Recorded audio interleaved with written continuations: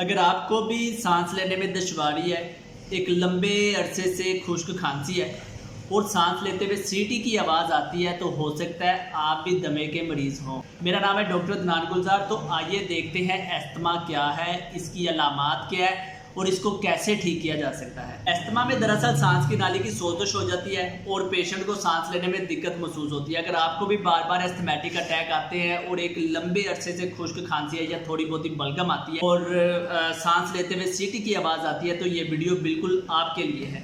ये तमाम की तमाम अलामात लेट नाइट में या फिर अर्ली मॉर्निंग में ज़्यादा देखने को मिलती है। मौसम के चेंज होने से, ज़्यादा खट्टी ठंडी चीज़ें इस्तेमाल करने से, ड्राई फ्रूट्स के ज़्यादा इस्तेमाल करने से, स्पेशली कटाई के दिनों में ज़्यादा देखने को मिलता है। इसके अलावा इमोशनल स्ट्रेस या एक्सरसाइज के साथ भी इसका ताल्लुक होता है। ख़ास तौर पर स्टूडेंट्स में एग्ज़ाम के दिनों में इसकी सिम्टम जो है वो ज़्यादातर देखने को मिलती है।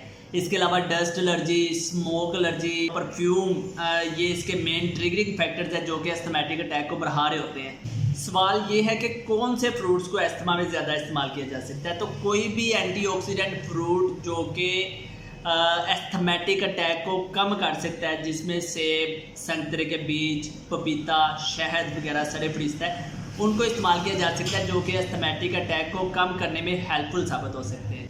इस तरह का जब भी कोई पेशेंट आता है, सबसे पहले उसका हम चेस्ट एग्जामिनेशन करते हैं। एग्जामिनेशन में विस्लिंग साउंड आती है, यानी कि सीटी की आवाज़ आती है जब बंदा सांस ले रहा होता है। इसके अलावा परकशन नोट उसका रेजोनेंट आएगा और चेस्ट की जो मूवमेंट है बायलैटरली वो डिक्रीज होगी। चेस्ट एक्सरे इसका बिल्कुल नॉर्मल होता है। पेशेंट की सीबीसी करवाई जाती है जिसमें यूसिनोफिलिया हो सकता है। स्पूटम एग्जामिनेशन करवाते हैं, उसमें भी यूसिनोफिल का लेवल ज़्यादा होगा। आईजी का लेवल करवाना होता है, आईजी लेवल उसका रेज्ड आएगा, ठीक है।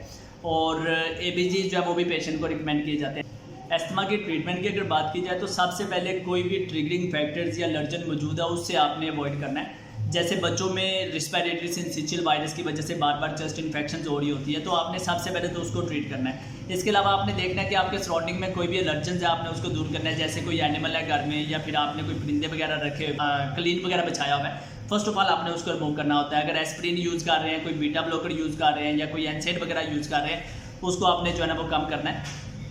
इसके अलावा आपने जो सोशल डिस्टेंस है उसको मेंटेन करना है। क्राउडेड एरियाज़ में जाने से जो है वो ज़्यादा अटैक हो सकते हैं। इसके अलावा मास्क वगैरह को इस्तेमाल करो। अगर आप कोई वेजिटेबल मार्केट में काम कर रहे हैं, उसके डस्ट की वजह से मसला बन रहा है या वैसे भी किसी डस्ट की वजह से मसला बन सकता है, किसी फूड से आपको एलर्जी है तो उससे आपने अवॉइड करना है। अगर आपको किसी भी चीज़ से एलर्जी है, आपने उस चीज़ से अवॉइड करना है। खाना खाने से पहले हाथों को आपने लाजमी धोना है, ठीक। अगर आपको अस्थमा है तो निमोनिया, फ्लू, कोविड और कोई भी न्यू आने वाली वबाई मर्ज की फौरी तौर पे आपको वैक्सीनेशन करवा लेनी चाहिए, क्योंकि ये तमाम के तमाम अमराज अस्थमा के मरीज़ों में बड़े कॉमन है।